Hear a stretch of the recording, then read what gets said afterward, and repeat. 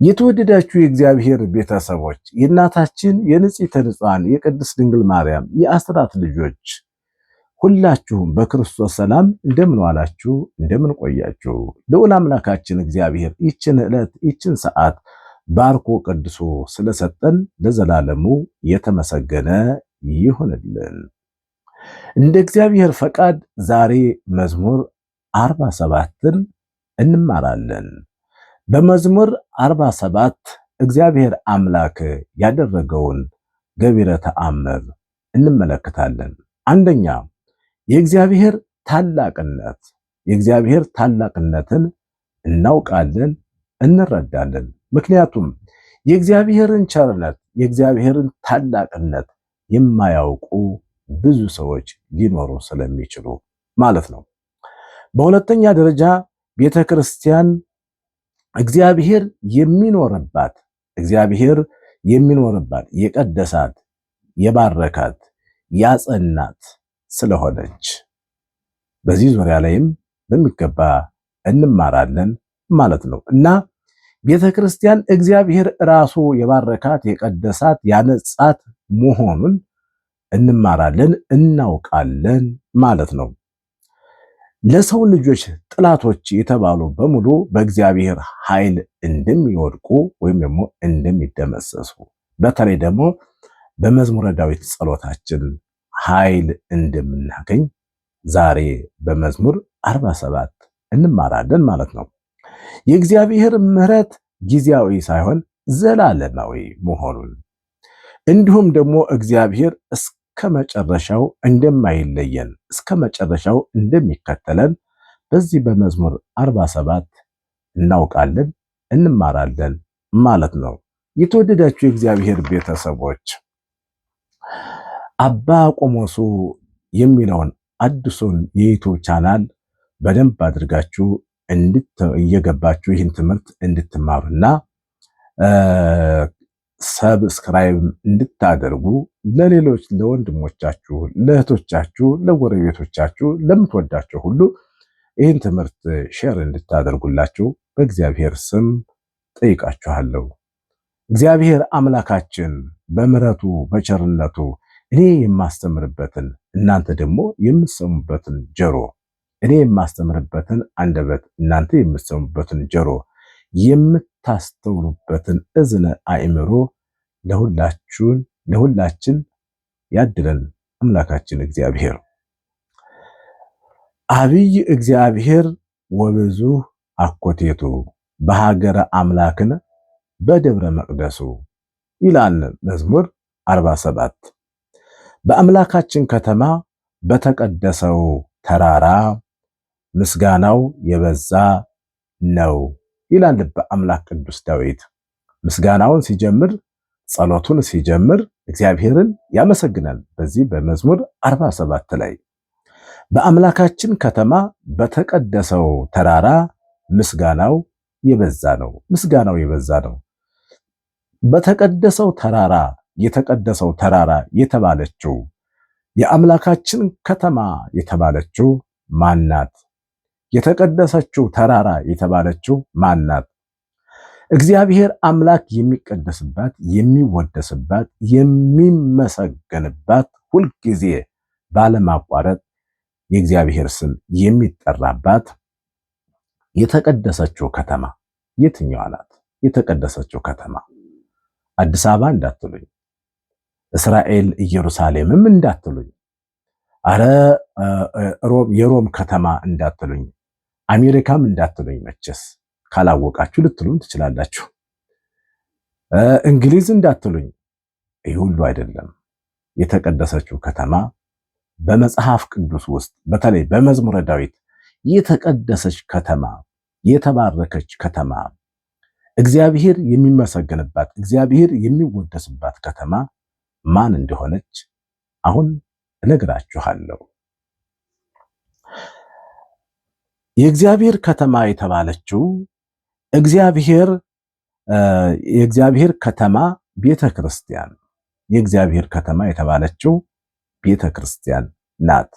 ቤተክርስቲያን እንደሚታወቀው እግዚአብሔር የከተመባት፣ እግዚአብሔር በደሙ ያነጻት የመሰረታት ሐዋርያት አባቶቻችን ያስተማሩባት እንዲሁም የሞቱላት ሰማዕትነትን የተቀበሉባት ቤተክርስቲያን የእግዚአብሔር ከተማ እግዚአብሔር የሚገኝባት እግዚአብሔር አምላክ ልጆቹን የሚባርክባት የሚቀድስባት የኛን ጸሎት ሁልጊዜ የምናደርሰውን ጸሎት የኔና የናንተ ጸሎት የሚያርግባት የሌሊቱ ማህሌት ሰዓታቱ ቅዳሴው ዕጣኑ መስዋዕቱ ሁሉ እግዚአብሔር አምላክ የሚቀበልባት የእግዚአብሔር ከተማ ቤተክርስቲያን ናት።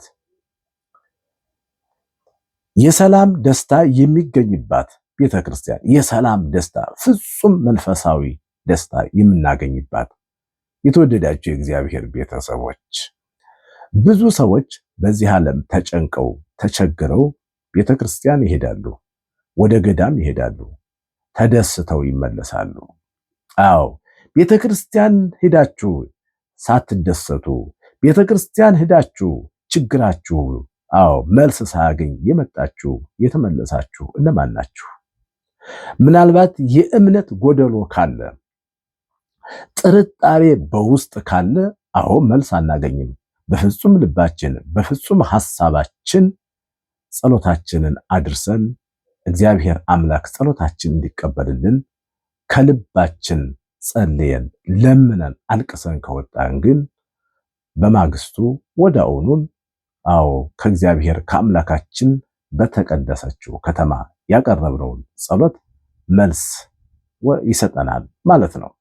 የተወደዳችሁ የእግዚአብሔር ቤተሰቦች ስለዚህ የሰላም ከተማ ፍጹም ሰላም የሚገኝባት ፍጹም ደስታ የሚገኝባት ያዘኑ ሁሉ የሚጽናኑባት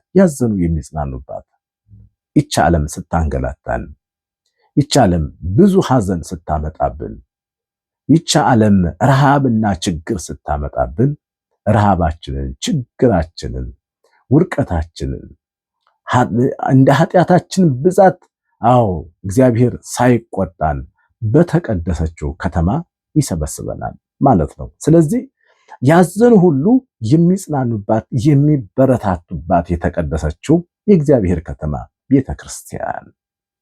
ቤተክርስቲያን ስለሆነም በመዝሙር 47 ላይ የተቀደሰችውን ከተማ ቤተክርስቲያንን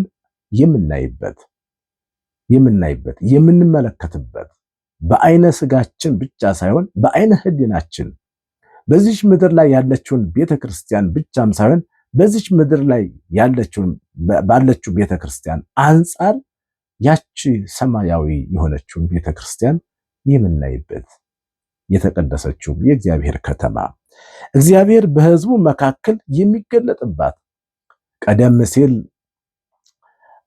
በድንኳኑ ውስጥ ሕዝቡ ተሰብስቦ በሊቀ ነቢያት በሙሴ መሪነት በካህኑ አሮን በሙሴ መሪነት ለእስራኤል ሕዝብ በድንኳኑ መካከል የተገለጠባት ያነጋገረባት የዛሬዋ ቤተክርስቲያናችን እግዚአብሔር አምላክ ለሕዝቡ ተገልጦ ያነጋገረበት በሕዝቡ መካከል እግዚአብሔር የተገለጠባት በሕዝቡ መካከል አያችሁ። ለዚህ ነው ቤተክርስቲያን ተሰብስበን በአንድነት ሆነን ስንጸልይ በአንድነት ሆነን ካህናት ቅዳሴውን ሲቀድሱ አባቶቻችን ቅዳሴውን ሲያስቀድሱ እኛ ደግሞ ስናስቀድስ በአንድነት እግዚአብሔር አምላክ ለሚቀድሱት ለአባቶቻችን ቅዱስ ሥጋውና ክቡር ደሙን ሲፈትቱ እግዚአብሔር አምላክ ይገለጥላቸዋል።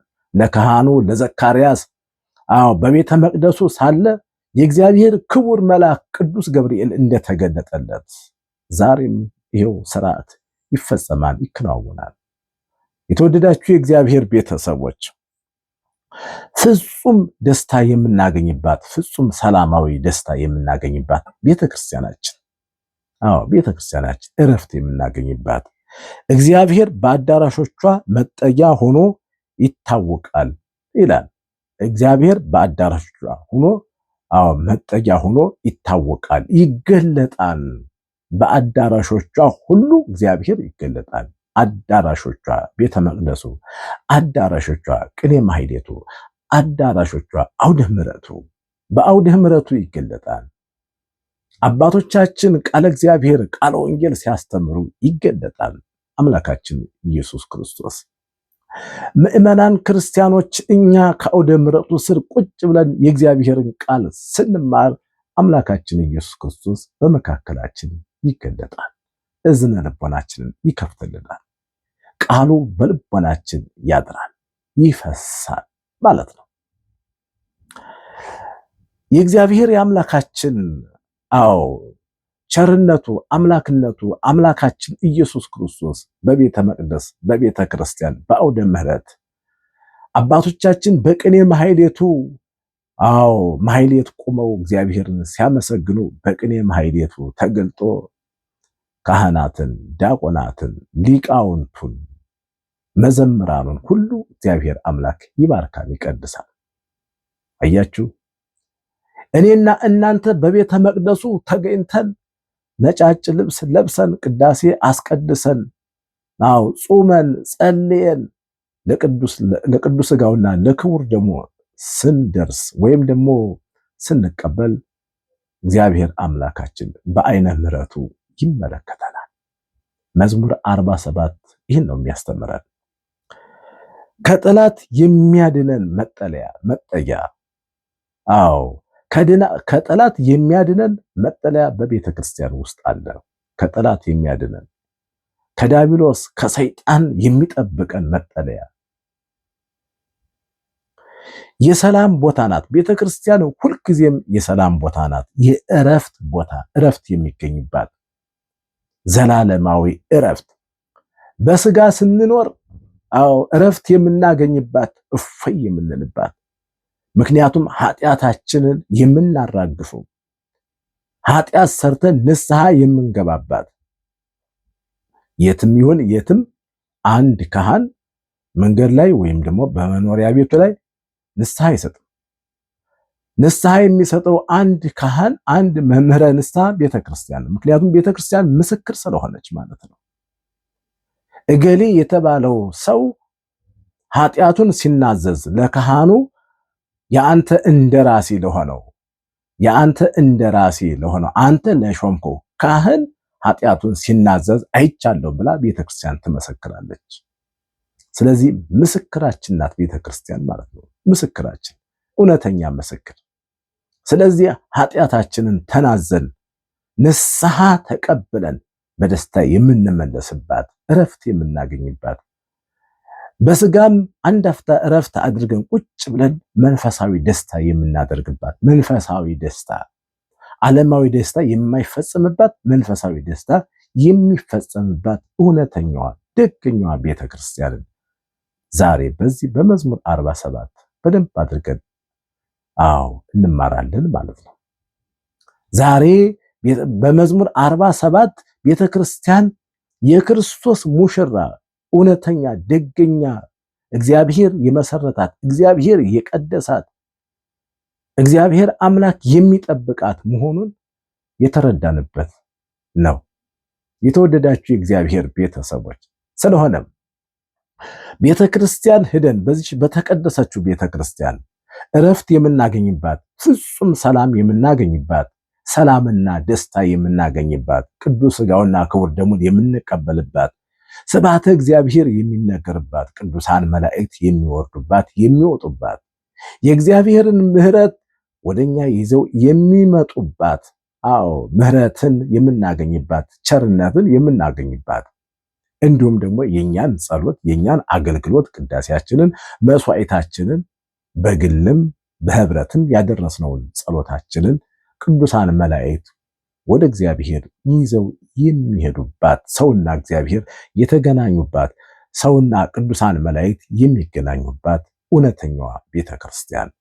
በዚህ ቤተክርስቲያን ተገኝተን የግል ጸሎታችንን ስናደርስ እንዲሁም ደግሞ በህብረት ክርስቲያኖች በአንድነቱ ነው ጸሎት ስናደርስ እግዚአብሔር አምላክ በቅጽበት በፍጥነት የኛን ጸሎት የሚቀበልባት መሆኑን በሶስተኛ ደረጃ ጠላቶቹ ደነገጡ ይላል። ጠላቶቹ ደነገጡ። ነገስታት ተሰብስበው ከተማውን ለመውጋት ተነሱ ወይም መጡ ይላል። ነገስታት ተሰብስበው ከተማውን ለመውጋት ነገር ግን የእግዚአብሔር ኃይል አይተው ፈሩ ይላል። ነገስታት መጡ ከተማዋን ለመውጋት ከተማዋን ለመደምሰስ፣ ነገር ግን አይተው ፈሩ ይላል። ከተማ እውነተኛዋ የእግዚአብሔር ከተማ ማናት? ቤተክርስቲያን። ቤተክርስቲያንን ሊወጉ ቤተክርስቲያንን ሊደመስሱ ሊያቃጥሉ በመጡ ጊዜ አይተው ፈሩ ይላል። አዎ አይተው ፈሩ። ምናልባትም ደፍረው ወደ ውስጥ ከገቡም ይቃጠላሉ። በስጋ ባይቃጠሉም በነፍስ ይቃጠላሉ። የተወደዳችሁ የእግዚአብሔር ቤተሰቦች በቀጥታም ይሁን በተዘዋዋሪ ቤተክርስቲያንን በቀጥታ እጅህን የዘረጋ እጅህን ሰብስብ። በቤተክርስቲያን ላይ እጅህን የዘረጋ ሁሉ ቤተክርስቲያንን ለመድፈር፣ ቤተክርስቲያንን ለማቃጠል፣ ካህናቶቿን ለመግደል ያሰባችሁ ትውልዶች ሁሉ ወደ ኋላችሁ ተመለሱ።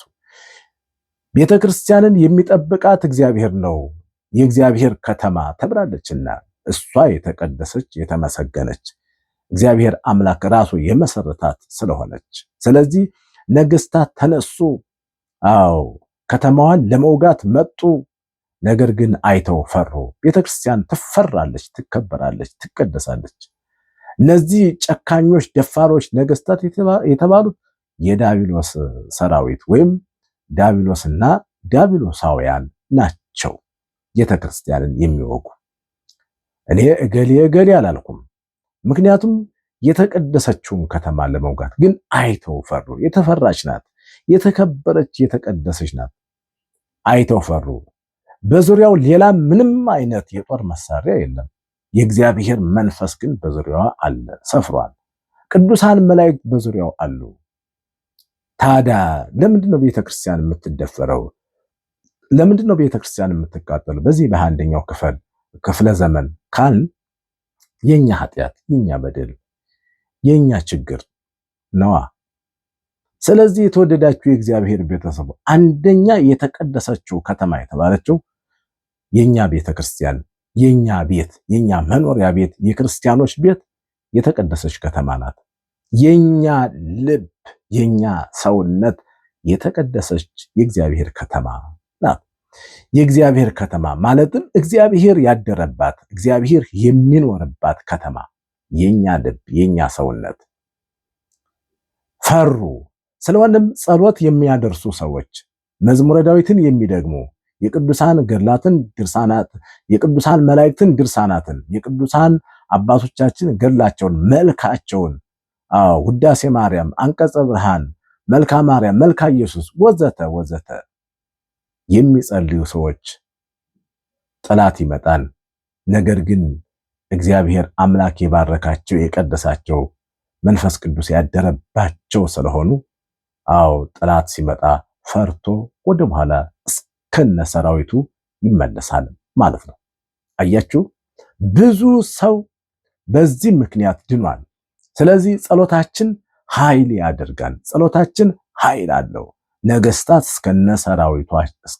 እስከነ ሰራዊታቸው ክርስቲያኖችን ለማጥፋት ለመደምሰስ ሲመጡ፣ ክርስቲያኖች ግን ጸሎት ስለሚያደርጉ ጸሎተኛ ስለሆኑ እግዚአብሔር አምላክ ከነሱ ጋር ስለሆነ እነዚያ ክርስቲያኖችን ለማጥፋት ለመደምሰስ የመጡ ሁሉ ወደ በኋላ ይመለሳሉ። አያችሁ የእግዚአብሔር ቸርነት።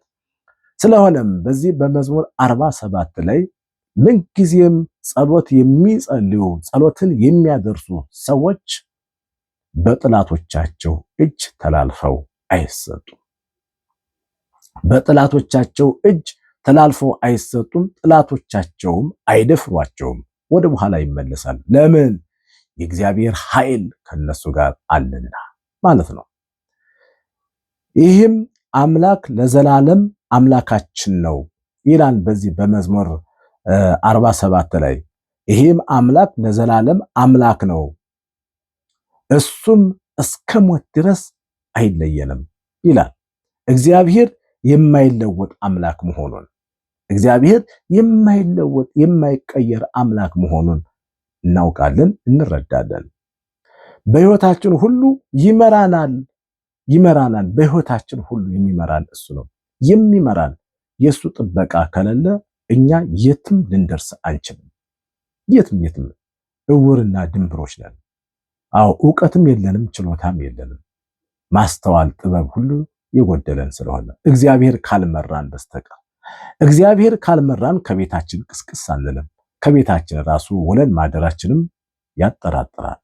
ነገር ግን እግዚአብሔር ከኛ ጋር ከሆነ በቤታችን የሚጠብቀን እንዲሁም ደግሞ በማለዳ ተነስተን ወደ የምንፈልግበት ደርሰን በሰላም እንድንመለስ የሚያደርገን እግዚአብሔር ነው።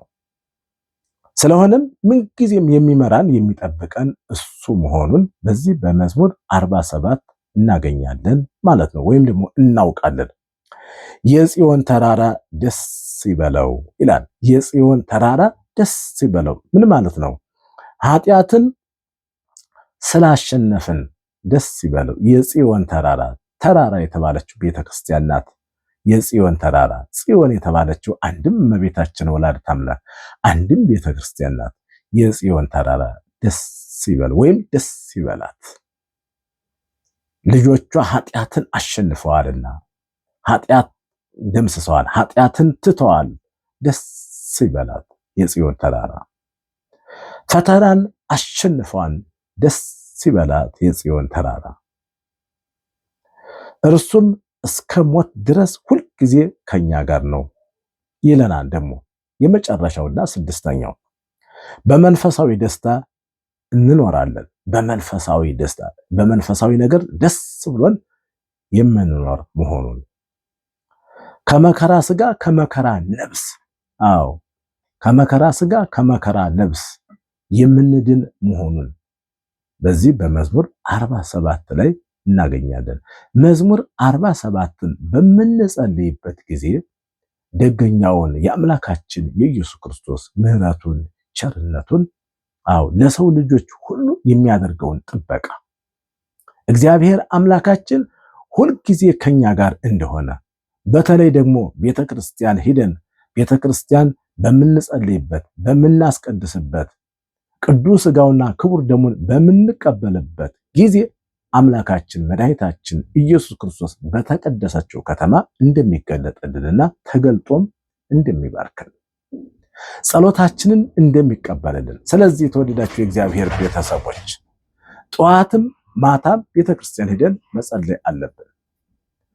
ጠዋት ለኪዳን ማታ ደግሞ ለሰርክ ሄደን ብንጸልይ በተቀደሰችው ከተማ አምላካችን ኢየሱስ ክርስቶስን እናገኛለን። እንዲሁም ደግሞ በተቀደሰችው ከተማ የእግዚአብሔር አገልጋዮችን መልእክተኞችን ቅዱሳን መላእክትን እናገኛለን። በተቀደሰችው ከተማ የእግዚአብሔር ቃል ሲነገር እንሰማለን፣ እንረዳለን፣ ተምረንም እንመለሳለን።